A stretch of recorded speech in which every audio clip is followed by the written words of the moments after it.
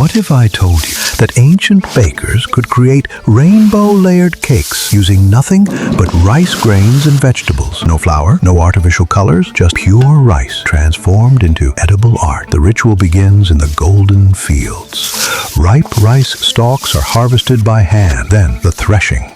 The stalks are beaten repeatedly with force inside a wooden frame, a violent act that separates the precious grain from the stalk. The raw grains are collected and carried from the fields. These grains are then spread out under the open sun.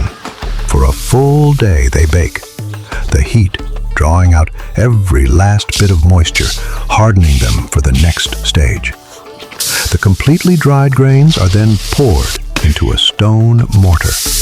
A heavy pestle pounds them, not to powder, but to crack the hard outer husk. This mixture of broken rice and husk is fed into a hand-cranked winnowing machine. The power of wind separates the light husk, letting the heavier, polished white rice fall. Any remaining impurities are picked out by hand. This pure rice is then submerged in water and left to soak for 2 hours, softening it for its final transformation. The soaked rice, now full of water, is drained. It is then fed, spoonfuls at a time, into a heavy stone mill.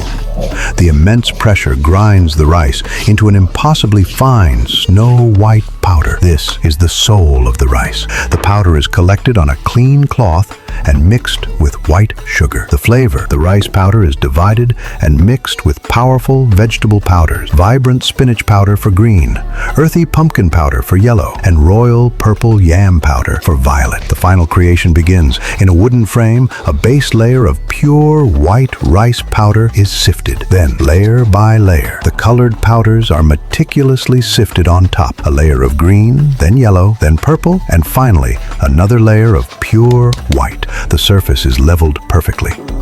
A final blessing is scattered on top, fragrant golden osmanthus flowers. The frame is scored with a knife, creating a map for the final pieces. It is then placed in an oven and steamed, the heat fusing the layers into a solid, fragrant block. The block is turned out onto a cloth. The frame is lifted.